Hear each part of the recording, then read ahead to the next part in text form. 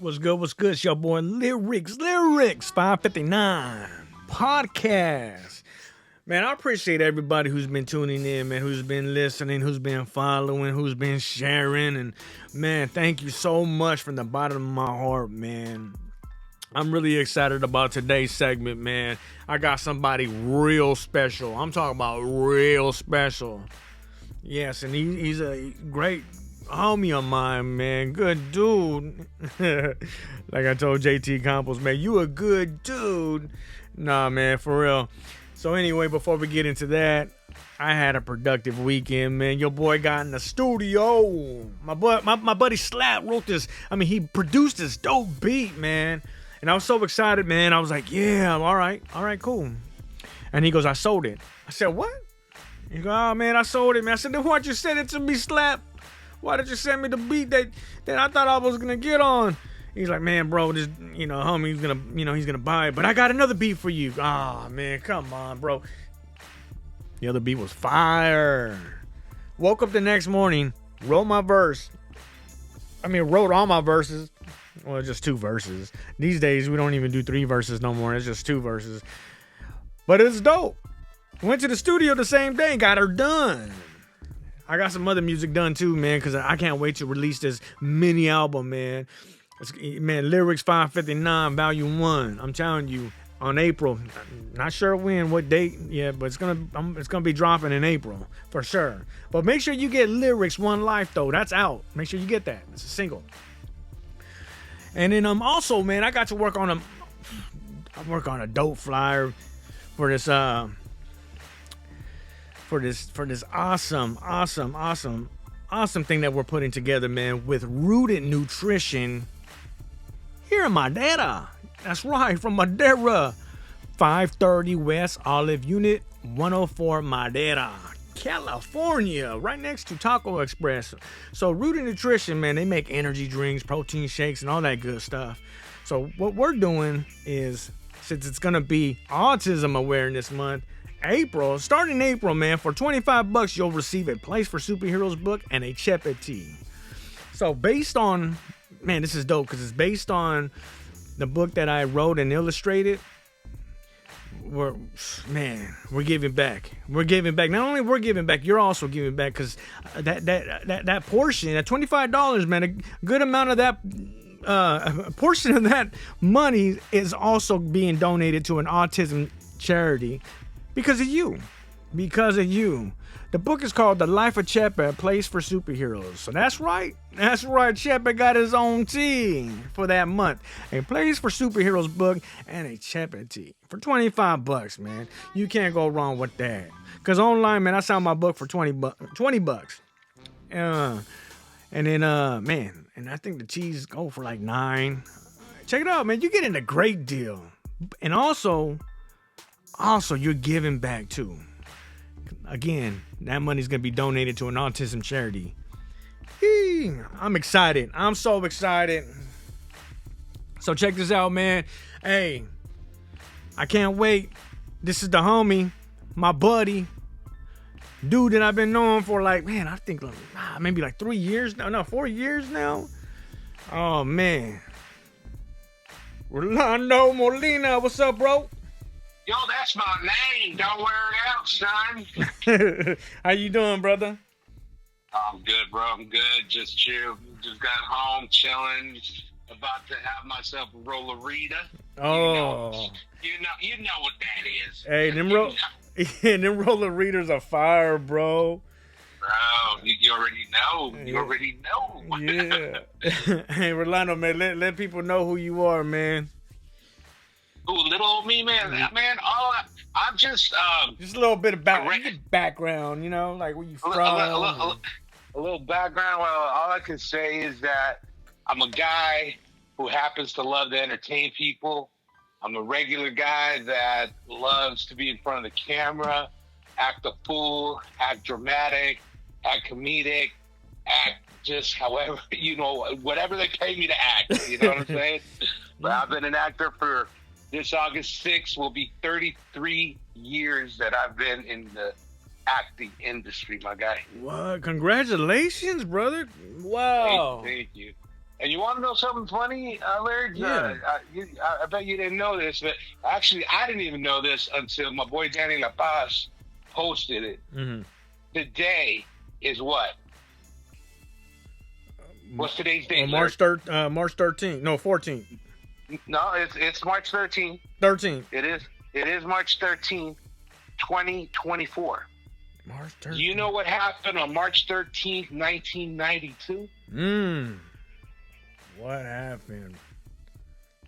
The first film that I was ever in debuted in theaters. American Me, bro. What? Yes. Hey, that's dope. That's Yeah, I bet today. y'all didn't know that though, huh? Bet y'all didn't know that. Boy, that was my first movie, man.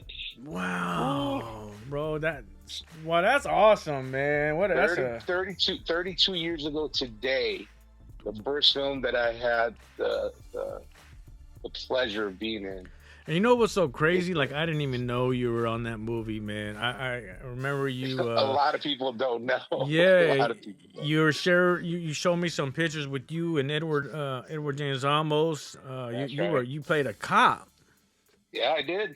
I played the cop that arrested Santana, his character, at the bus stop after the wedding, where little puppy, dude left his jacket there, got Santana in trouble because the cops pulled up, found some H balloons, I don't want to say too much, Yeah. And I played the cop that actually arrested him. I had one line, one scene, and that began my career in the acting industry, my guy. Wow, man. And I mean, that was like your very first film, or did you do did you do any extra work like before that movie? Nah, man, I never did any extra work ever in my life. Then how'd you become an actor, brother? You tell me. Well, you know what, bro? Honestly, so that's crazy. You just I don't get it. Like, you just went right into it. Like, come on, man. That's a classic too. It is, though. It is, man. Listen. I'm a firm believer in destiny. Yeah. So when I was about 6, 7 years old, my mom started taking me and my little brother. First of all, my mom was immigrant from El Salvador.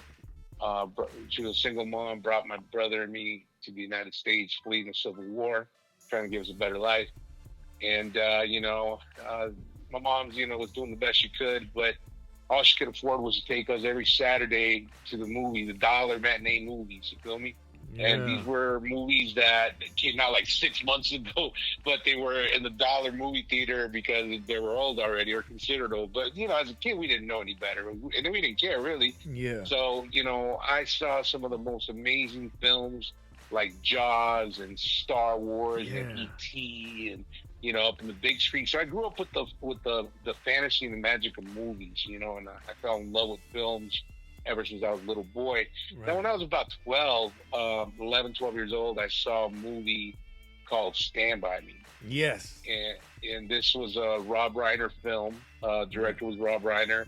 It was based on a Stephen King book called The Body. I did not know that.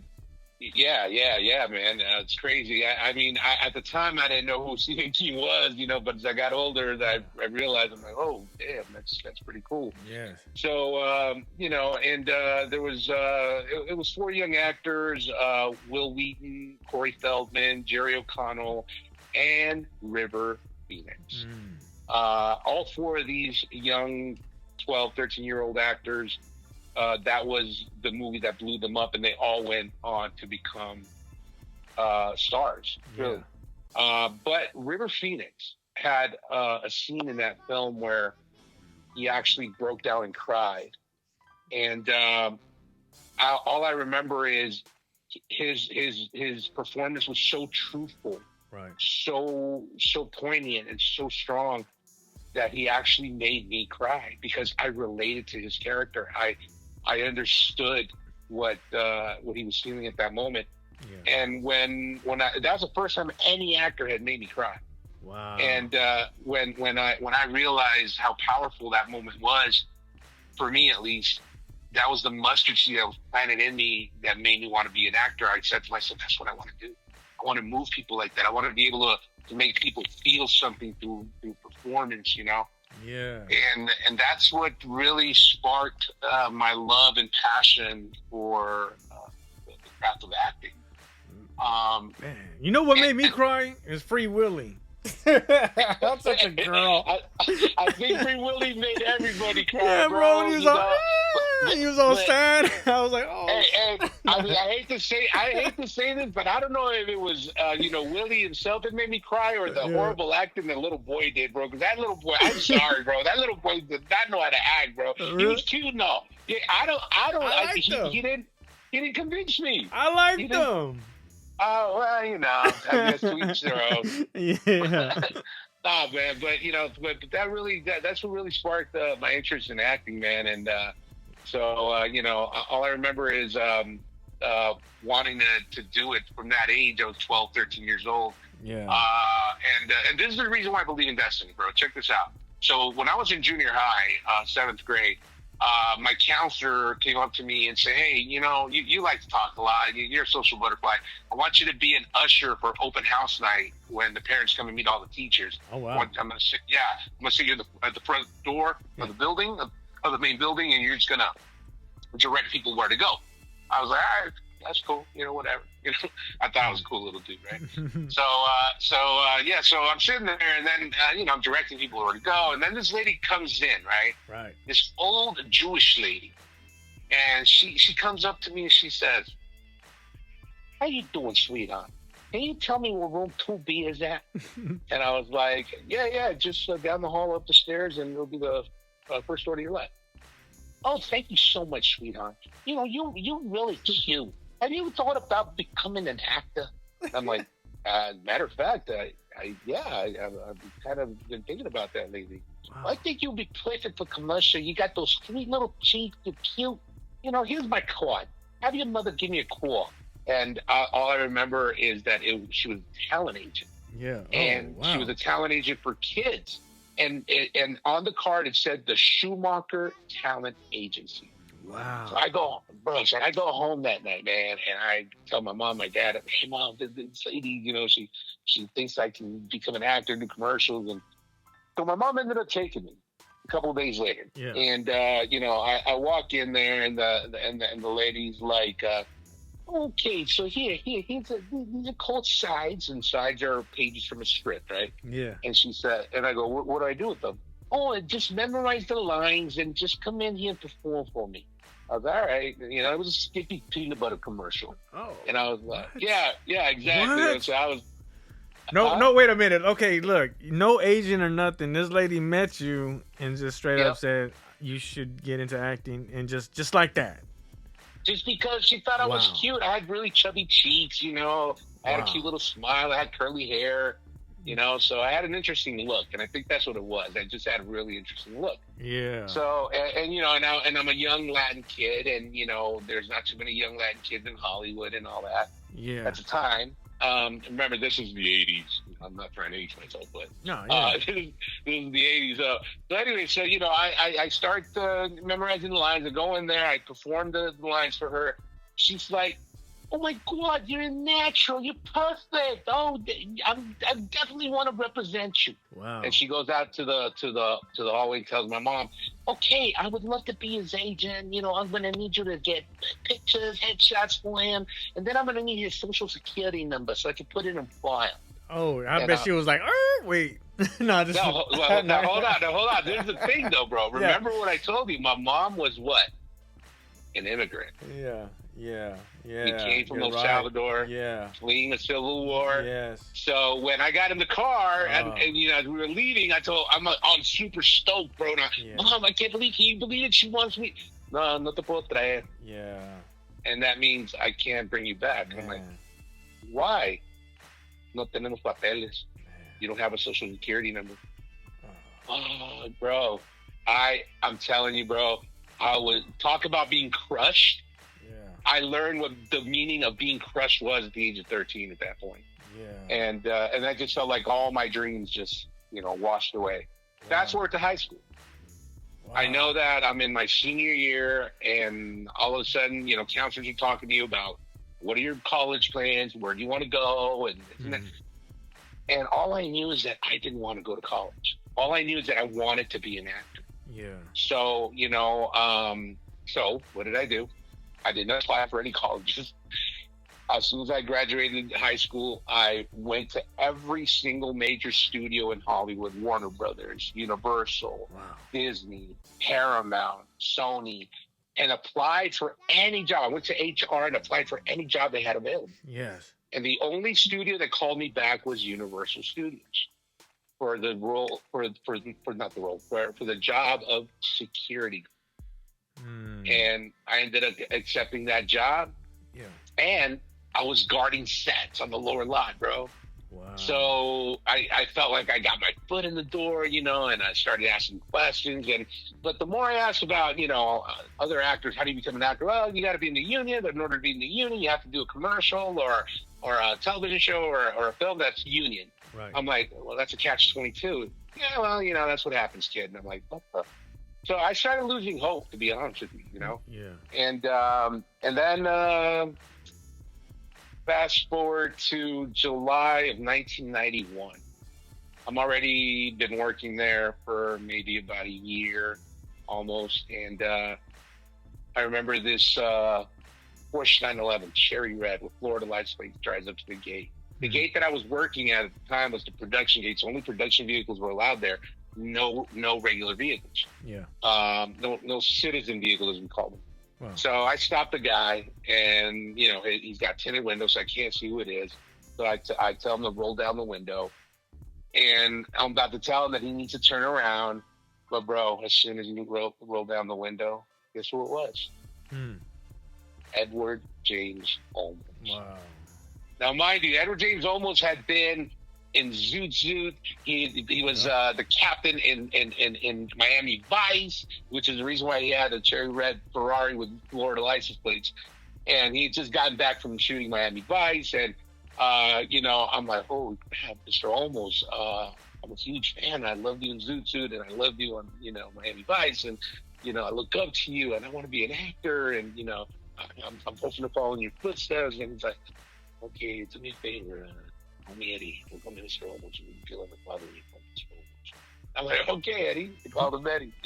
And then, he would come in and out of the gate, for like 2 weeks, bro. Yeah. One day, this guy drives out of the gate, and he stops and he goes, and the gate, it was me and my little partner. His name was Randy Gating. He was a little Filipino dude, and he'd been trying to be an actor for a minute. He already had headshots and all that shit, and he was going to acting school and all that. Yeah. And this guy stops and he goes, hey, which one of you guys is Rolando? I'm like, oh, that's me. Hey, listen, man, I'm Bob Aronis. I'm the casting director for Eddie Olmos' film American Me. And he wanted me to ask you if you want to audition for his movie. He's looking for a cop, a Latino to play a cop. He likes the way you look in your security guard uniform. So what do you say? I'm like, I'm not sure. Dude, I was just like in shock. I didn't know what to say. Yeah. And my boy Randy goes, hey, man, I'm an actor. Can I audition? Yeah, sure, you can. Yeah, you come too, And wow. yeah, and then I go, well, he asked me, hey, have you ever done any acting, Rolando? And I go, no, I haven't. I've done like little school plays back in elementary school back in the day. Yeah. Oh, okay. I go, well, I could probably do some extra work. He's like, no, I don't hire extra. I hire actors. You want to audition or not? I'm like, all right, sure. Yeah. So long story short, bro, I ended up blowing out the audition. And my boy Randy comes to the gate the following day, and he's like, dude, they were looking for you over there at the audition room. I'm like, shut up. No, seriously, he wants me to call him. So I called him. Yeah. I ended up going on my lunch, he tells me, I remember what the lady at the Schumacher agency had told me about how to read the sides and just memorize and perform it.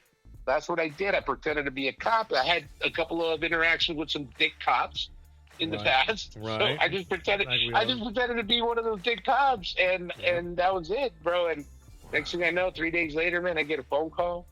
Congratulations. You got the part. Oh, that easy. Bro. That easy. Well, it was back then. But but there's the thing. This is what I mean by destiny. How many people get another chance, second opportunity? Exactly. It was calling you. You were called to do this. Absolutely. Bro, I was, when you were telling me the story about that lady. I love the accent, by the way. You sound like Joe Pesci. That's what she sounded like, because she was a smoker, bro. Yeah. And that broke my heart, man. I'm not gonna lie. You're telling that story. It broke my heart. Being a little boy and you're just dang, and your mom couldn't do it because of her not having papers, man. And for I felt like God blessed you. Like, hey, man, like you didn't give up. This is what you're gonna do. Like I'm gonna send somebody else your way. And look what happened, man. That gave me chills, brother. About. That gave me chills, man. God. Yeah, man. It gives me chills too to this day, bro. Every time I talk about it, man. Man, bro, I don't think you've ever shared that story with me. I know you share a lot, but not that one yet. I mean, I'm man, thank you, bro. Like, bro, like, bro. Not only you played on some great feature films that I remember, like Bruce Almighty, but your performance, like on Party Animals, Crazy Beautiful, and Next Friday were and still phenomenal films, brother. Like, man, dog, for real, man, and. I'm sure, like, until this day, people still recognize who you are. Like, I see it, too, like, when we're on TikTok. Like, everybody knows who you are. And I've always seen you, bro. Like, and I've talked to you about this already. Like, when I see Noel, Emilio, Rivera, and I'm always like, it's you, too. It's like your face is very recognizable. Like, because...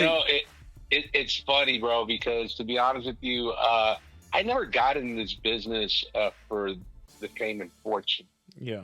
And I remember doing a podcast a few years back, and somebody asked me a question: how do you define your success in Hollywood? I go, well, it depends on your definition of success. If your definition of success is fame and fortune, then no, I'm not. Right. But if your definition of success is longevity and the ability to play from one end of the spectrum to the other as a character actor, then I'm successful in that sense. Yeah. Because I've had I've been blessed with the longevity of, like I said, I'm celebrating 33 years of being an actor this August 6th. Yeah. And not too many actors can say that, and we've had, and especially the last 3 years, bro, we've had the worst 3 years in the industry of my life. Yeah. I've only booked 2 gigs because COVID shut us down for 2 years. Last year we had the writer and then the actor strike. Right. And, and I was lucky to book a gig before the strike happened. And quick plug, watch me on Unstable on Netflix. Yeah. And, but... you did great, by the way. Thank you, man. Thank you. Nah, bro, I'm very blessed. I count my blessings every day for the career that I've had and the longevity that I've had in it. A lot of people compare me to my boy Noel. Yeah. And I love Noel. Noel's the homie. Him and I have worked together on several different projects. But Noel is a very specific individual, and he does a very specific character, if you will. Right. And not to take anything away from Noel, because Noel, he's doing his thing, and he knows. I call him the Hollywood Cholo. Yeah. And then everybody's been doing all these memes about this guy plays Hector in every single thing he does, and but that's his niche. That's who he is. That's what makes his living. That's how he makes his living and his bread, right? Yeah. But me on the other hand, I love to be challenged. And I try not to play the same character twice if I can help it. Yeah. Yes, I played the thug before, I played the cholo before, but every thug is different. Every cholo is different. 100%. You know what I'm saying? Yeah. And that's the challenge that I love as an actor. So for me, it's more about quality than quantity. So I have turned down projects, and people will ask me, why would you turn down projects? That's money. Because if I already done the project, or if I don't like the script, why am I going to do something that I know I don't like? Or sometimes I'm very, very, I am brutally honest with myself, Lyrics. Yeah. If I don't feel that I'm right for the particular role, I won't do it. Right. So I'll give you an example. There's a pretty famous casting director named Carla Houle. And Carla Houle, she casts a lot of Spanish-speaking type of films. For example, she casted Flaming Hot with Jesse Garcia and Eva Longoria. Coco. And Yeah, and I've worked with her many times. She's casted me on a few projects, including A Better Life. But one time, she wanted me to come in to audition for two different roles. One was Venezuelan role, and the other one was an Argentinian role. Okay. So I did and I do my research. I try to get the accents right and everything. So I went online and I started listening to Argentinian speak and Venezuelan speak, and I was not satisfied with my accent. I felt that I could not duplicate or bring those accents to life. Yeah. So I turned down the audition. No. Yeah. Rolo. And I did, bro. I did. And it was for oh God, what was that movie? Oh man, it slipped my mind, bro. But it was a movie that a couple of my friends did. These immigrants that were in prison, The Defenders, I think it was called, something like that. But anyways, I turned down the role because the bottom line is this: if I don't feel that I can bring the heat to a character, the way I should, then I just won't do it. So I'm 100% honest with myself when it comes to my performances. I'm never gonna fake the funk, bro. Never. And does your agent get mad? Like, or I'm not saying your agent now. Like, okay, because you didn't take a job. Okay, yeah. Well, I mean, look, an agent's job is to make money, right? And I get that, but my agents, I'm lucky because my agent respects the fact that I respect the craft. Yeah. And what I mean by that is that if I can't bring it, yeah, I'm not going to waste my time. I'm not going to waste casting time, and I'm not going to tarnish my agent's good name. Wow. So because look, this is what I tell all younger actors, especially the ones that I mentor. Yeah. The job of the actor is the audition process. Right. Your job is to go in prepared, off book, ready to deliver, and just kill it in that room. And then once you're done, once you walk out of that room, leave it all behind. Yeah. Don't think about it. Don't ask don't second guess. Oh, I should have done this. I should have done that. I should have, no. Just leave it in the room and move on to the next project. If you book it, great. If you don't, it's okay, because as long as you don't get feedback from casting to your agent saying, well, he bombed, he wasn't prepared, he was unprofessional. As long as you don't get any kind of feedback like that, it's irrelevant why they didn't choose you. It just means that this wasn't meant for you. Right. Simple as that. And you and I both know that, Lyrics. Remember, you and I both went out for this school. Oh yeah, same role, yeah. Right. And by the way, I don't know if you heard, it got canceled. Yeah, I know, bro. Yeah. We watched, that was cool. That was cool. We watched the second one together, man. That was dope. Yeah. But, I remember that. Yeah, man. When I found out about that, man, I was pretty upset about that, man. It was a good show, man. I really liked it a lot, bro. It really was. But again, Lyrics, it doesn't matter why they didn't choose us for the role. Yeah. All that matters is that we know that we gave it our best, and that they, I was too old, you were too young. Yeah. I was too fat, you were too skinny. You know what I'm saying? It could be anything like that. And you got to remember that you always have different entities in casting, including the casting director, the writer, the director, the producer, all fighting for their choice of who they want in the role. Right. So always remember, the job of the actor is the audition process, and that's the most important thing. Well, you know what? I also want to throw this in too, because what you've mentioned is awesome, because a lot of people that I've interviewed said the same thing. But one thing they don't know, the listener don't know, is that you have to check in with your agent and let them know you're going to be on vacation. Let me tell you something, man. I went on a cruise, bro, and finding out I got a role on Scorpion. Bro, a big role on that one, man. And she was trying to get hold of me, but she got hold of me. She had my girl's mom up. I don't know how she got her number. It was crazy. But anyway, she found me, bro, and she said, "Hey, I need you." I said, "Literally, I can't jump ship. I can't go. I can't. I'm in the middle of the ocean." And she got a little upset. She had to let me go, bro. and learn. You know what I Well, mean? I had a, hey, learn a lesson. Like I had a, it is what it is. well, you know what, lyrics. There's the thing I tell everybody. We're human, Yeah. and none of us are perfect, and we're going to make mistakes. Yeah. But the one thing, what my dad used to tell me, he used to say, and I'm gonna say this in Spanish because my dad spoke Spanish mostly. Okay. He said, "Mijo, cuando cometas un error, está bien, pero tienes que aprender la lección, porque si no aprendes la lección, te vas a hacer pendejo y volver a cometer el mismo error." So translation of that is, son, you're gonna make mistakes in life. Right. But the most important thing about your mistakes is learning the lesson. Because if you don't learn the lesson, you're gonna be a fucking dumbass and make the same mistake again. 100%.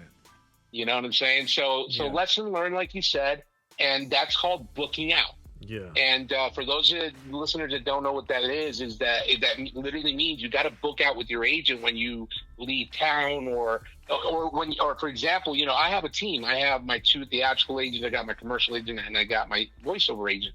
So when one of them calls me, for example, my voiceover agent, "Hey, Rolo, you're going to work on this show. You're going to do a voiceover, for 2-3 days on these days, blah, blah." Cool. I booked it. So then I got to call my commercial agent. I got to call my theatrical agent, book out with them. "Hey, I booked the voiceover. I'm working this day, this day, this day." And that way they put it in the books and they know that I am unavailable those days because I'm already booked. Right. So that's why you have to book out whenever you take another job or whenever you go on vacation. That's a very, very important thing for young actors to understand. Yeah, I had to learn that the hard way. That's all right, though, brother. That was a long time ago, but after that, Yeah. man, I was getting a lot of gigs after that on my own, and then There you go. But yeah, brother, dang, man, that's crazy, man. Hey, man, you know what, bro? Hey, is it true that you're supposed? Speaking of No IG, were you the one supposed to play the guy who got the monkey out of his ass? Yeah. Okay. Tell me that story, dog. Put me on the spot. Okay. So look. Okay. So Bruce Almighty, me, Noel G, Emilio Rivera, we all booked it together, and it was so much fun to work with my boys. We had a really great time on set. And I just came off of filming Next Friday. So I was already getting a lot of clout because of Next Friday and, being recognized here and there and all that.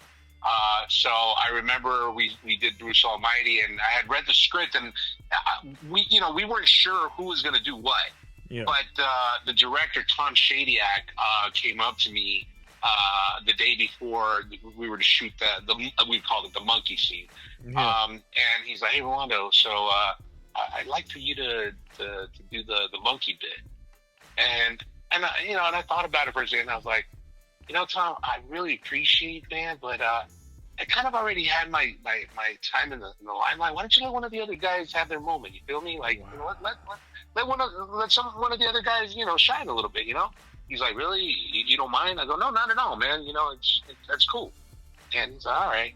So, I go to the trailer, and actually, Emilio and I were sharing a trailer, a honey wagon.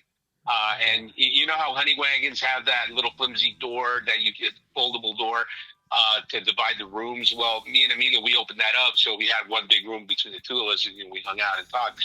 So, I'm sitting there with Emilio and talking to him, and Noel comes and knocks on the door, and he comes in and he's like, "Hey, Rolo." Noel's like, "Hey, Rolo, so Tom just told me you don't want to do the monkey thing. Are you sure?" And I'm like, "Nah, bro, why?" He's like, "Well, he asked me if I wanted to do it." I go, "Oh, you should do it, bro. Go for it, man. Do it." He's like, "Really, dude? Why don't you want to do it?" I was like, "No, bro, I already had," like I told Tom, I said, I kind of already had my little limelight moment, with Next Friday. And, I just want one of you guys to do it. I didn't tell him who. I just said, pick one of the other guys. Yeah. All right, cool. I'm going to do it. But see, the real reason I didn't want to do it, Lyrics, Yeah. because I didn't want to be known as the guy with the monkey out of his ass guy. You know But what I'm saying? bro, So wait. So fast forward to like a couple of years later, right? I run into Noel at some industry function. Yeah. He comes up to me. He's like, Rolo, can I talk to you? I'm like, yeah, sure. What's up? He's like, bro, why did you really not want to do the monkey thing in Bruce Almighty? And I was like, why are you asking me? Yeah. He's like, because now everywhere I go, everybody knows me as the guy with the monkey out of his ass. And I started busting up. You knew. And I told him, I go, that's exactly why I didn't want to do it, bro. I didn't want to be... Bro, listen, I'm gay. I don't need that extra shit on my resume. You know what I'm saying? Like, I don't need that. It's like, it's already bad enough. People already know I'm gay. So what's the point? I don't want to do that. Oh. So he, he's like, oh, dude, you're a dick, bro. You're a dick. And I was like, sorry. That's funny, brother. Man, he is known for that. But he always said the check cleared. Hey, that's all that matters, bro. At the end of the day, that's what I told him too. I go, bro, we got paid, bro. That's all that matters. We got paid. Wait, but I didn't know that. Okay, wait a minute. It was next Friday, and then you did Bruce Almighty. I thought it was the other way around. No.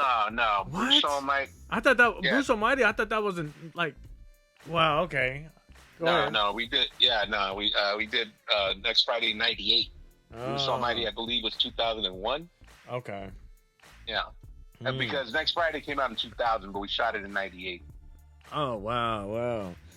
All right, so look, man, I went on your IMDb, and like for those who don't know what that is, it's basically a list of like the films that you've worked on and done. IMDb stands for Internet Movie Database. There you go. Yeah. But Rolo, what vato did you play on the movie Menace to Society? Because I don't remember you doing that movie. Bro, that's another discussion. Like what? Like when? Okay. How? What? Okay, let us know. So Menace to Society, I think, was probably my second or third gig as an actor. And believe it or not, it was actually me and Clifton Collins. Yeah. Clifton, if you guys don't know who Clifton Collins is, you need to Google him. He is one of the most brilliant and prolific Latino actors in Hollywood. He did a film called Jockey. Brilliant performance. And he kills it in everything he does. One of my favorite Cliff Collins films is Traffic. He played this gay assassin, which was fucking brilliantly done.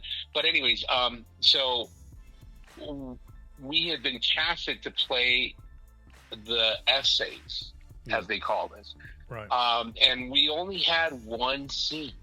And the one scene was when when Lorenz Tate and the other lead, they were beat up by the cops, and then they were dropped off in the alley where the essays were from. They thought that by doing that the essays were going to kick their asses. But yeah. We ended up taking them to the hospital instead. Right, I remember that. But there was a scene in there where it was me, it was Clifton Collins, and Danny Villarreal. Uh-huh. Danny Villarreal played Little Puppet in American Me. Yeah. Okay, so the three of us, and there were a couple other guys. The scene was, we're fixing the car. And we're all drinking, we're kind of buzzed, and somebody asked me, hey, or Cliff goes, hey, it said, pass me the wrench. You get the fucking wrench, you see? And then they're like, hey, well, who's that over in the alley, And anyway, so they ended up cutting the scene down, so that's why you don't see too much of us, but right. I'm definitely in there, and I'm wearing khakis, a plaid shirt with the top button, closed, and a white T-shirt, and some Stacey Adams, so the old school type of cholo and everything. But yeah, bro, so I was in there for a quick hot minute. Bro, that blew my mind when I saw. I was like, what? When is the society? When? Where? What the heck? Yeah. That's just like American Me, But that's dope, man. Just like when I tell people, like, oh yeah, I was on what is that called? Straight Outta Compton, and I was like, it'll just show like you'll see me like a quick second, you know what I mean? But when we were filming, like the camera was on me, but they cut that. Yeah, no, that happens. Yep. And back in the day, we used to call that ending up in the cutting room floor. Mm. And the meaning of that is back in the day when before digital came out, they used real actual film in the cameras that they filmed.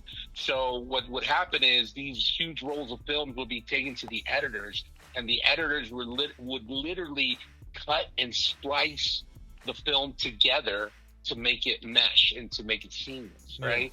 And sometimes what they were doing during the editing process, a lot of actors' scenes or lines or whatever the case may be would end up being cut. Literally, that piece of the film is cut and it falls in the cutting room floor. Right. So the term "you ended up in the cutting room floor" came from that, meaning that they cut out your scene and that little piece of film that you're on ended up on the floor of the editing room. That sucks. So yeah, so that still happens to this day digitally now, you know. Yeah. But for example, I did a movie called Domino. Yeah. And the director was Tony Scott, may he rest in peace. And Tony had hired me to play. I was the head of security at a casino. And I had maybe like 2 scenes. And I ended up in the cutting room floor. But the reason that my name is still in the credit is because in one of the scenes, you actually see the back of my head in the reflection of a mirror. So that's the reason why I still ended up getting residuals and getting my name credit in the film. Because your big head. Because of my big head, you know, but that's what he said. That's what he said. but yeah, bro. So that happens a lot, man. And there was another one called "Rumor Has It" that I did, with Jennifer Aniston. And then that one, I was the supervisor of a moving crew. Yeah. And there's a scene there where she's moving into a new house, and you know, I'm directing the guys where to move the stuff, and I ended up in the cutting room floor as well. My scenes ended up in the cutting room floor as well. But there's a scene where, you know, Jennifer's talking and I'm in the background. You see the moving truck in the background and you see me in the background just kind of directing the guys where to go. You don't hear me speak, but you still saw my image and likeness. So therefore they had to keep my name in the credits. Right. You know, so it happens a lot, man. A lot more than people even realize. And do they still do residuals? Oh yeah, I was getting residuals for a while for all those movies. Like new movies that are, you know, that they're doing now. Like, yeah. Films, we've always gotten residuals on films because so right now our union is called SAG-AFTRA. SAG stands for Screen Actors Guild, and AFTRA is the American Federation of Television and Radio Artists. I know it's a long ass name, but they used to be 2 separate unions. So under SAG, they were all theatrical film contracts. Under AFTRA, and a lot of network television shows were under SAG contract. Under AFTRA contracts, you had like soap operas and all the radio host personalities and all that would be part of the AFTRA union. Yeah. So basically, when SAG-AFTRA joined, you know, we would always get residuals for the SAG films because we've always had a contract with them and the network studios for television shows. But when streaming services came along, that's when, you know, these networks found the loophole to not have to pay as residuals because they didn't have to do reruns anymore on network television. Right. So that's the reason why this strike that we just had was for us fighting for those residuals from Netflix, Hulu, Prime Video, and all these streaming services. But we weren't getting residuals up until this new contract. So, but film residuals, you know, we've always been getting them. Nice. There's this one actor, I forgot his name, man. He played on Hook. He's an Asian guy. He played on a bunch of movies. And then he goes on TikTok and he opens up Dante Bosco. There you go, Bosco.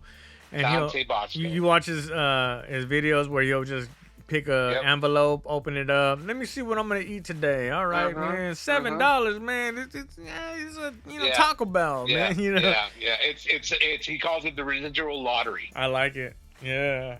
Yeah, the residual lottery. A lot of people don't even realize that. So, I mean, now I get my residuals direct deposited into my account. Mm-hmm.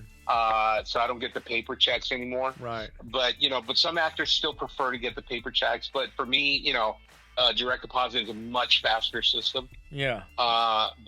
So we used to get paper checks in the mail. The way it works, that the residuals would all be mailed to the union, SAG. And SAG would, process them, make sure that you're getting paid correctly and they're not trying to screw you over. And that process takes anywhere between 30 to 60 days for them to finish the process and then mail out the checks to the actors. Right. See, when you get residual checks, for example, let's say you do a TV show and you got paid $5K to do it. Yeah. The next rerun, you get another $5K, and then all the reruns after that, the residual payments start coming down lower and lower and lower and lower. Right. To the point where some residuals I literally got were 1 cent. And the check and the ink and the paper it was printed on was worth more than the check itself. Yeah. So that happens a lot, man. That happens a lot. Man. Yeah, no, I would see him do that on TikTok. But speaking of that, man, like you've always been a real one. So like when I met you, man, I think I met you through TikTok, and bro, like you. What I've noticed about you, you gave a lot of attention to your fans on there, man, and you've always and you blessed a lot of people, even myself, with pictures, and you signed them all, man. Like, what did you love about TikTok, brother?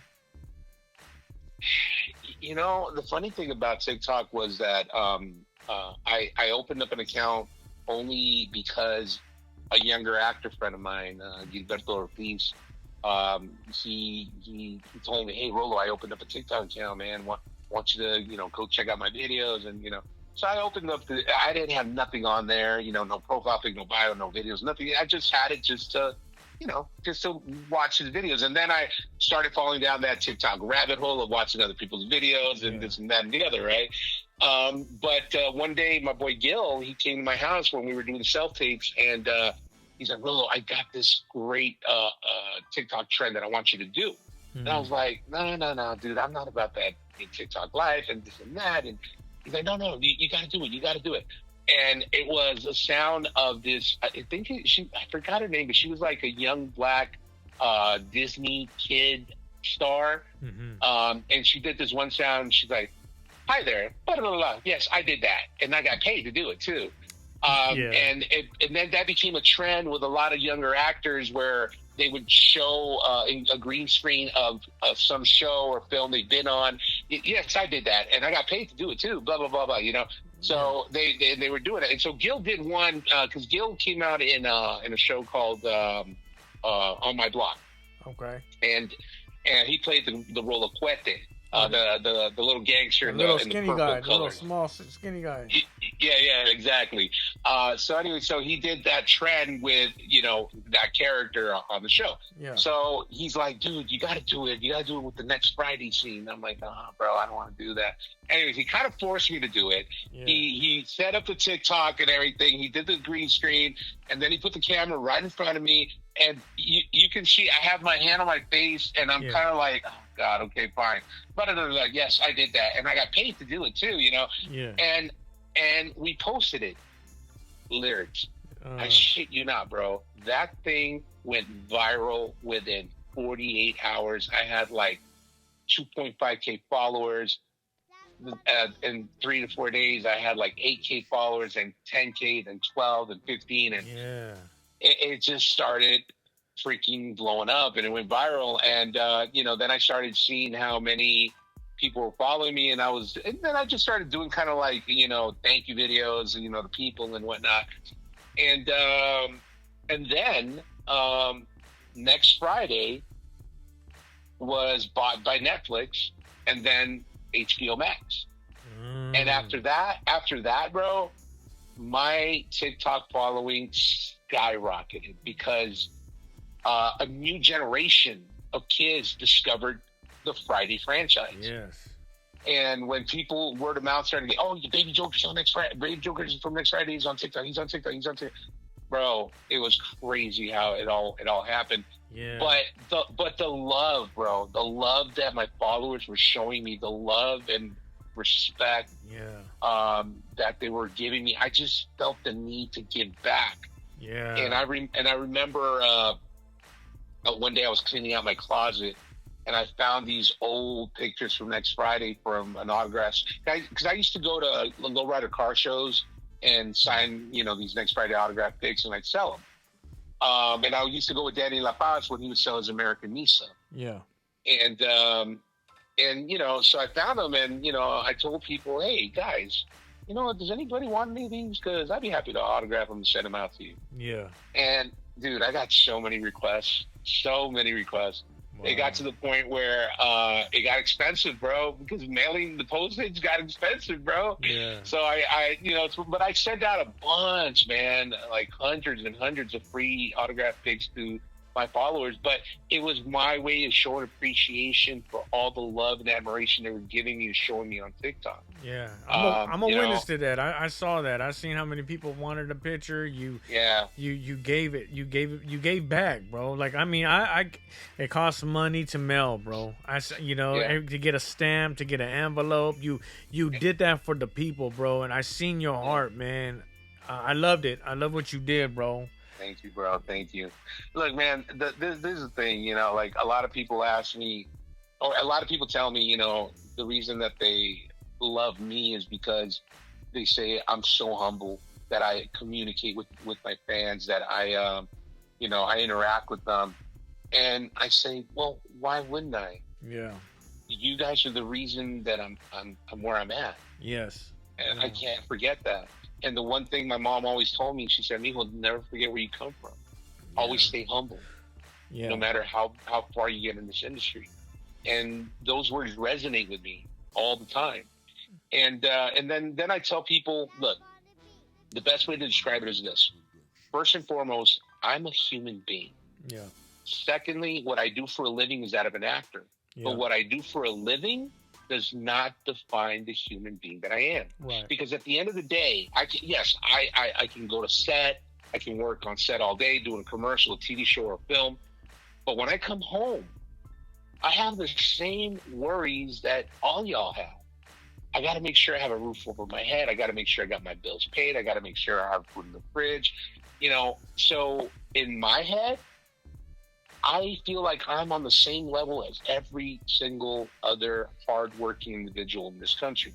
Well, bro, you go ahead. I just wanted to throw this in, man. Like you let me crash on your couch a few times, man. Yeah. And bro, you hooked me up with your rolleritas, dog. And you also helped me with my auditions, and that meant a lot to me.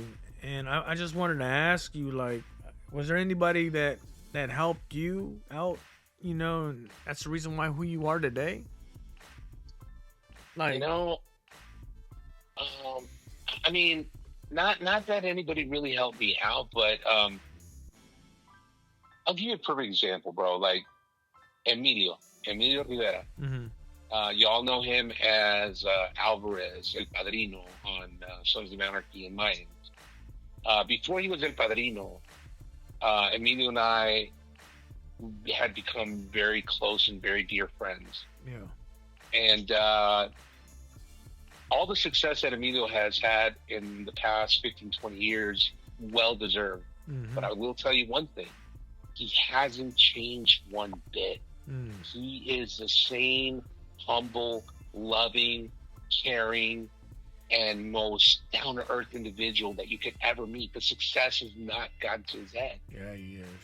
And it's people like him that I associate with to this day, continue to associate with, because I attract the same energy that I put out. Right.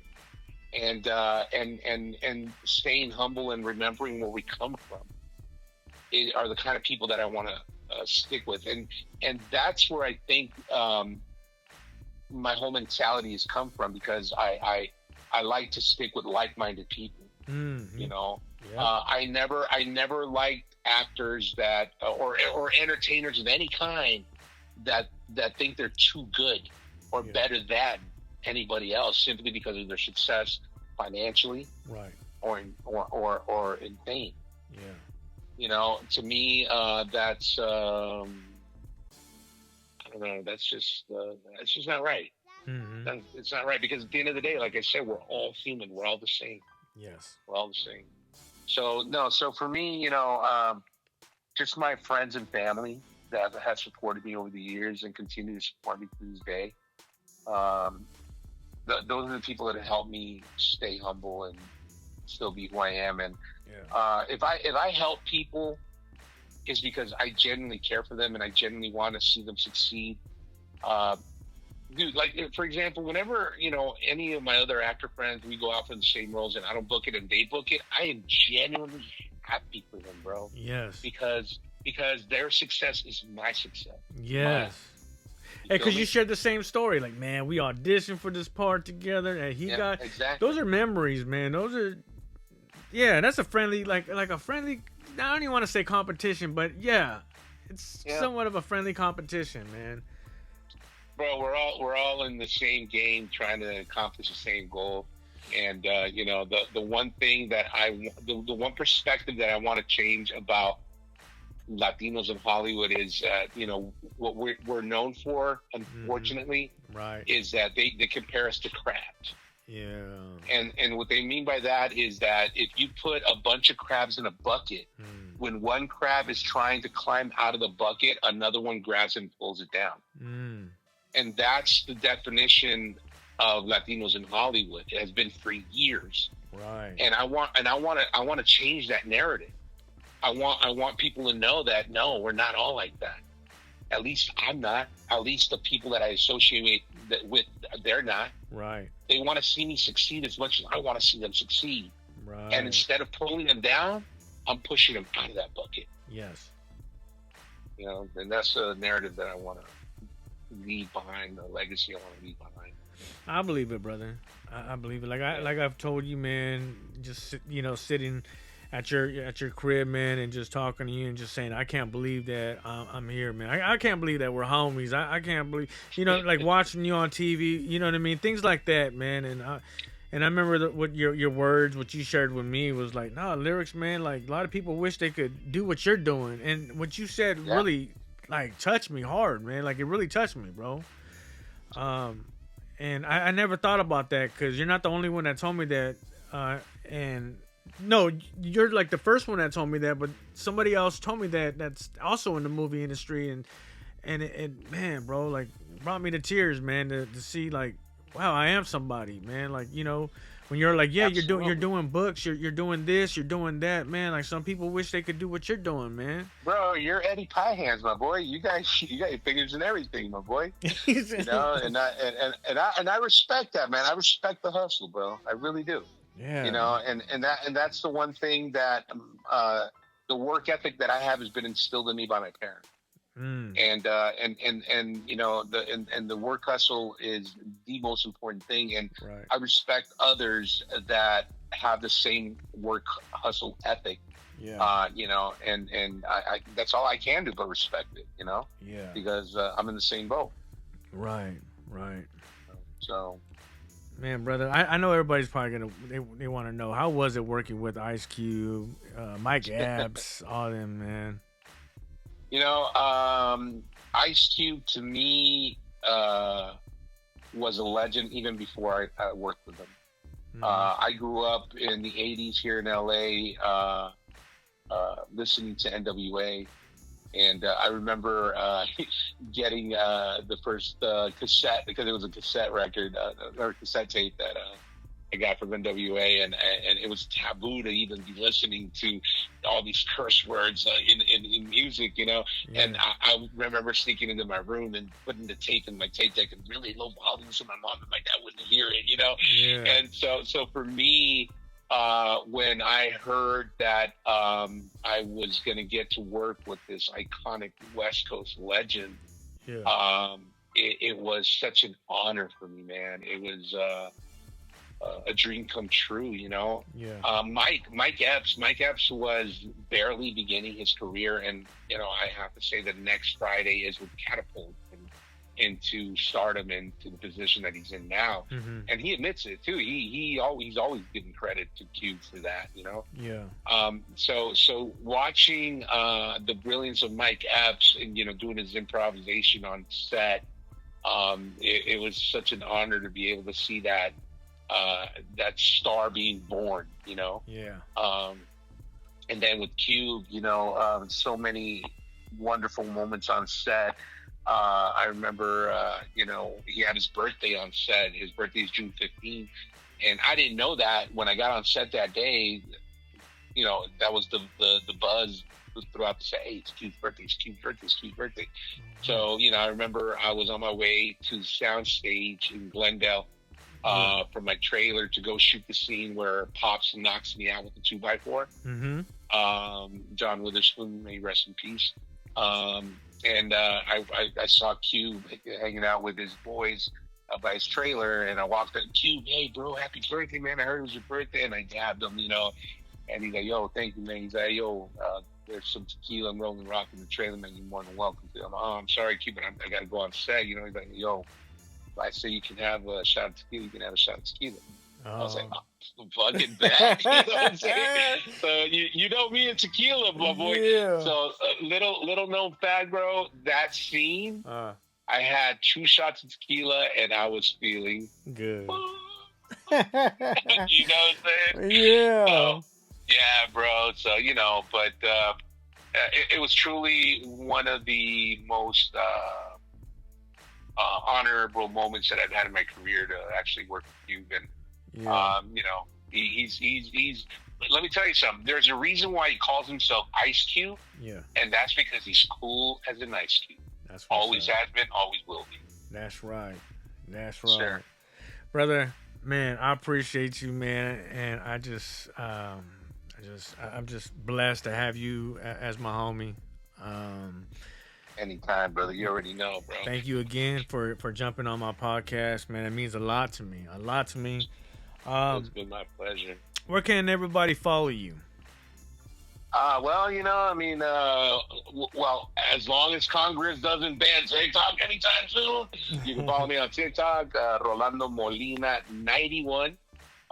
That's my main account. I got 96,000 followers on there. I have a backup, Rolando Molina 71, and that's just in case I get bananas on my main account like I did today.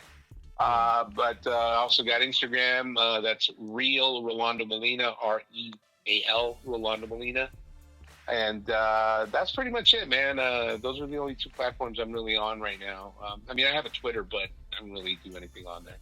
So, bro, I would love to dedicate this segment to your baby boy Brando, man. Sorry for your loss, man. Man, cute dog, man. I remember the second time. Well, no, I don't know how many times I went to your house. Maybe I don't know, 3 times. We'll say the third time when I went and you're like, hey, bro, just go to my pad. And as soon as I opened the door, like, he didn't even bark at me or nothing. You know, It's like he knew who I was, and he was happy. Yeah. Like, he was sitting on my lap and everything. Man, great dog, man. I'm sorry about your baby boy, but I like to dedicate this segment to your baby boy Brando, man. Thank you, bro. Those of you who don't know, Brando was my. He wasn't just my dog. He was literally my road dog. He was my best friend and my baby boy, my son. Yeah. He tragically passed away back November 9th of last year. He was killed. He was run over by a car, and it was a very heartbreaking and traumatic experience for me because I came home and I found him passed away in my front doorstep. And Brando, his name was Brando because I named him after the iconic Marlon Brando, who happens to be my favorite actor of all time. And those of you that don't know who Marlon Brando is, he played the Godfather, Don Corleone in the movie The Godfather. And Brando, he truly was an amazing individual, an amazing dog, you know, and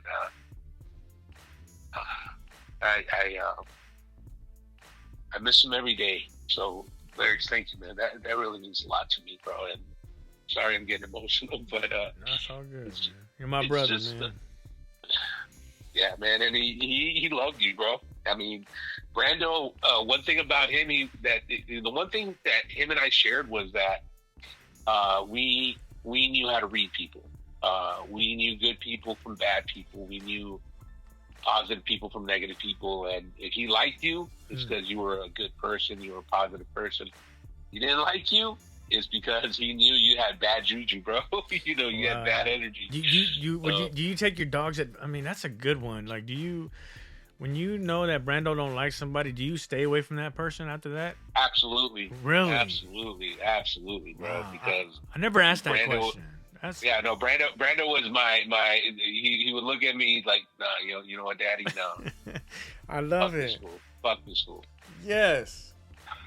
But it's funny that you mentioned him, bro, because I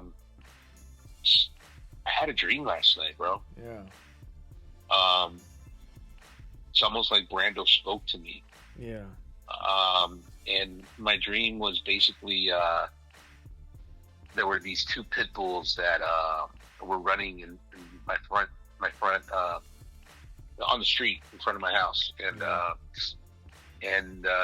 all the neighbors were scared of them, and they were running to their doors inside their house because they thought these pit bulls were killers and they were going to bite them. And then I walked out there, and they saw me, and they came to my fence, and they sat down. And I went up to them, and I put my hand out, and they kind of just like smelled my hand, and I started petting them, and I saw that they had collars, and there was a phone number and a name. And I called the phone number, and the name was Leslie, some girl. Oh, wow. And I go, hey, I think I found your dogs. And she's like, oh, okay, where are you? I'll come get them. She comes over, and while I was waiting for her, these other two smaller dogs, they were kind of like, their fur was dirty and all this stuff, and they sat down next to the pit bulls. Right. And when the girl got there, she grabbed her pit bulls and thanked me, and I go, wait, aren't these other two dogs yours? She's like, no, I think that they probably became friends with my dogs while they were on the streets. And she took her dogs and left, and the two other little dogs sat there and just looked at me. Oh, wow. And I don't know why I said, I'm going to keep you guys, and I'm going to call you Iggy and Ziggy. And bro, shortly after that, I woke up, and I got up out of bed. Yeah. And I have Brando's ashes here in my house. Right. And something I just looked at his urn with his ashes, and it was almost like Brando saying, it's okay, Daddy, it's time for you to adopt. Yeah. So I think the next dog I get that I'm going to rescue is going to be named either Iggy or Ziggy. Or you're going to get two of them. Might be twins. Or you know what? That was another thing I was thinking, bro. Yeah. I might end up getting two of them, bro. Wow. So, Lyrics, thank you, man. That really means a lot that you dedicated to Brandon. And I know he thanks you too, bro. No, bro, that... You mean a lot to me, man, and yeah, definitely, man. I wanted to do that. Thank you so much again, bro, for coming on, man. It means a lot. Absolutely. That's Rolando Molina, man. Let's go. And that's the boy Lyrics right there. I love you, brother. I love you too, brother.